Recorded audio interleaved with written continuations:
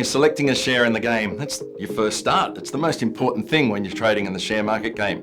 First, you have to have a view. Do you, first of all, think the market is going to go up or down over the near term? A couple of options then that we think about. So if I think the market's going to go up, then I need to start thinking about the shares that I want to add to my portfolio. If you think the market's going down, there's really only two choices there. Sit on your hands, don't do anything at the moment, or look to the ETF market. There actually are some ETFs that give you exposure to a downturn in the marketplace. So BEAR is one of the codes you might want to look out for there. But let's start thinking about, we think the market's going to go up. I want to buy a stock low and sell it high. Whenever I start thinking about stocks that I want to hold in my portfolio, I start thinking about things that I know. What stocks do we know in the Australian market? So obviously we all know banks, or at least most of us probably have some money in the bank. So you can start thinking about some of the banks we might want to hold in our portfolio. Where do we shop each and every day?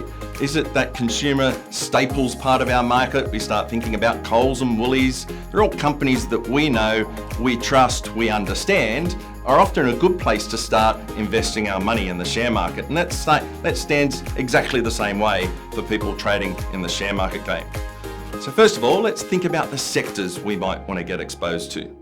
Once you've chosen the sector that most suits your style, we then need to look for the company that is going to suit your profile within that sector.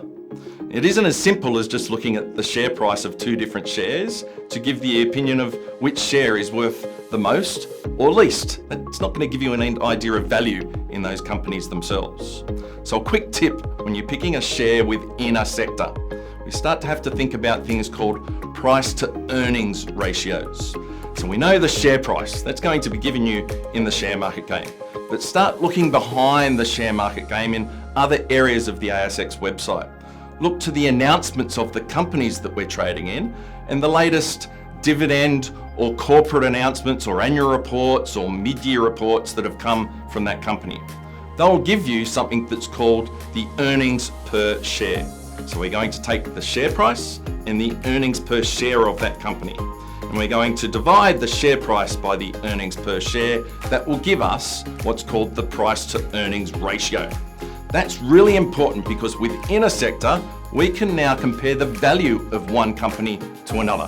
One company might be on a 10 times price to earnings ratio versus another company that has an 8 times price to earnings ratio. The one with 10 times is more expensive than the one that is 8 times. And it might be a way for you to look at value of which share you might want to hold in a particular sector. So beyond price to earnings ratio, some of the other things we might want to consider when selecting a company. Number one, start thinking about the management of the company. Is it stable management? Do you have trust in the people that are running the company itself? Outside of the management, we also have to have a look at earnings growth over time. We want to see a company that has consistent and stable returns over time, and hopefully we're seeing that growth in earnings as well. No blips on the radar, so not all of a sudden a company having lots of growth one year and a significant loss the next. We want to see consistent returns. They're going to be companies that the market has more trust in.